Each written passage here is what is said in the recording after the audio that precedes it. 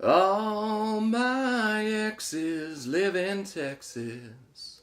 Hey, welcome back to the channel. This is Austin with Oregon Trail Target. And today we're talking about the new BMR-X. Bergara BMR-X. What'd you get it chambered in? Well, we'll get there. Anyway. Got a loopholed VX5 HD 3-15 by 44 with the Windplex reticle. Sweet little setup. I believe with the dead air mask on the end of it, it weighs 8 pounds 10 ounces. So the BMR-X, I've got a BMR with the carbon barrel in the 22 long rifle, and I've been extremely pleased with the accuracy and the function of that rifle. The one complaint that I have is the stock on the old BMR is a little bit cheapo feeling. So this new BMR-X, they've upgraded the stock to be a lot more like the Bergara B14 HMR stock, which I really like. The stock is pillar bedded from the factory, and the forend on this one is a lot more rigid than the old BMR. As far as the Bergara Micro rimfire action, that's the same. So they upgraded the trigger. It's got an external screw that you can adjust. Mine came at the lowest setting from the factory, which I think the manual says 2.8 pounds or something in that area. It's a very crisp trigger, and I didn't have to mess with it out of the box. It's got the 18-inch, I went with the steel, I think it's a number 6 contour, super heavy barrel. It's basically a straight bull barrel out of the action. Threaded in the front, 1/2 by 28 for a suppressor. I'm shooting the dead air mask on here, and this is chambered in 22 Winchester Magnum rimfire. Why would you get a 22 mag? Well, I've got a couple Browning A-bolt collectible 22 mags, and I didn't want to get them threaded, and I've got several thousand rounds of 22 Magnum ammo, so I thought, what better host than this new BMR-X to be able to run a suppressed 22 mag. And let me tell you, it's sweet.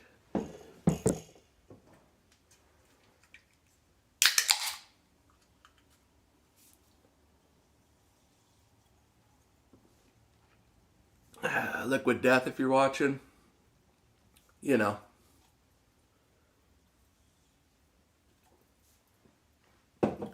So the rifle comes with a 5-round magazine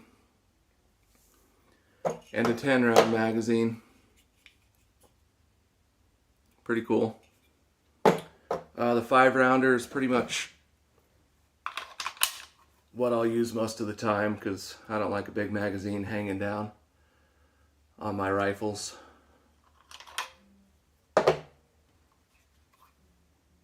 How does it shoot?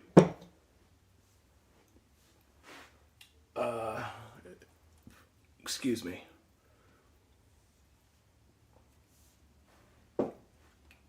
It's the most consistent 22 Magnum that I've had as far as accuracy. It's a rimfire, so they're picky usually. This particular one definitely shows a preference for certain ammo, like any rimfire would, but it shoots extremely well with the Winchester Supreme 34 grain hollow point. And it also shoots really good with the Hornady VMAX, the 30 grain load. I shot a variety of other ammo and it shot okay, definitely acceptable. But so what am I talking about for accuracy? Well, it's a 22 Magnum. Anybody that's owned one knows that they're not exactly the most accurate rimfire compared to maybe a 17 HMR, especially at distance. So my expectations for a good quality 22 mag with ammo that it likes is 1/2 inch or less at 50 yards, and this definitely meets that expectation. So for reference, when I was a kid, I always wanted a 22 mag, never could afford one, and the ammo was always quite a bit more than 22 long rifle ammo. Like growing up in the 90s, 22 long rifle ammo was just a couple cents a shot, and Magnum was always expensive, like $10 a box of 50, even back in the day. So I was never going to get one just due to cost, but finally made my dreams come true. I bought an Anschutz. I don't remember the model, but it was used from Cabela's, and it shot really well. I remember getting 1/2 inch groups with 30 grain VMAX at 50 yards with that rifle. I didn't fall in love with that one, so I sent it down the road, and I ended up finding a Ruger 77-22 in 22 Magnum with the 20-inch sporter barrel and the walnut stock. And that thing shot really well, just as good as the Anschutz did, 1/2 inch at 50 yards. And just for fun, because barrel swaps on those Rugers are easy to do, I bought, I think it was a Green Mountain stainless fluted barrel for that and put it on it. And it shot maybe just a little bit better than the factory barrel did, but I thought it looked cool. So I had that rifle for a few years and really enjoyed it, but I let that one go as well. And then I got like a Kel-Tec PMR-30 pistol, so I kept a bunch of my 22 Magnum ammo to run in that pistol. And then I've got a couple Ruger single 6 revolvers with the 22 Magnum cylinders, so I've always had like a stockpile of 22 Magnum ammo. And then I ran across a few Browning A-Bolt rifles that were made in the 90s, and beautiful walnut stocks and like deep rich bluing on those. And so I had to have those two rifles. And the problem with those, now that I'm shooting suppressed, is that they're obviously not threaded, and being collectible, I wasn't gonna have the barrel threaded on either one of those. So I decided that when I found out Bergara came out with this BMR-X, it was basically everything I was looking for to shoot up a bunch of my 22 Magnum ammo. Because once you go suppressor, it's hard to shoot anything that's unsuppressed. And so I mean, those A-bolts have just been sitting, and I needed to get a 22 Magnum that had threads on the end so I could run a suppressor. So I'm more than happy with this rifle. I cleaned it really good from the factory, because these are made in Spain, and it just had a lot of oil on it. The scope comes with a 30 MOA scope base. There was a ton of oil on the screws and the action, and I took all that apart and degreased everything, torqued the 30 MOA base to 20 inch-pounds with a little bit of blue Loctite, and took the action out of the stock and degreased everything and put a little bit of lube on it. And I noticed that the stock is pillar bedded, which is cool, from the factory, and the barrel's fully free floated.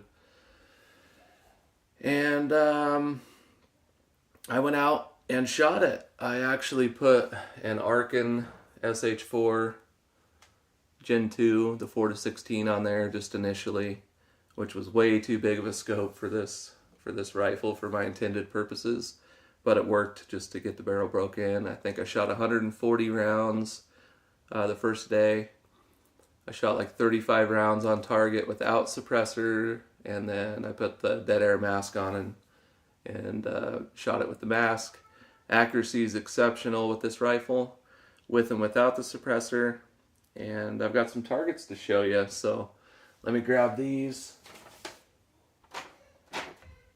And we'll take a quick look at those.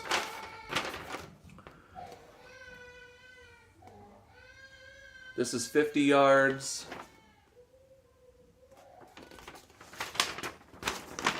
Most of these groups are 50 yards. This was 25 yards, 5 shots with Hornady 30 grain VMAX. This was just to get it on paper. That's the bore sight. And then made some adjustments and went to 50 yards. But let's see, I'll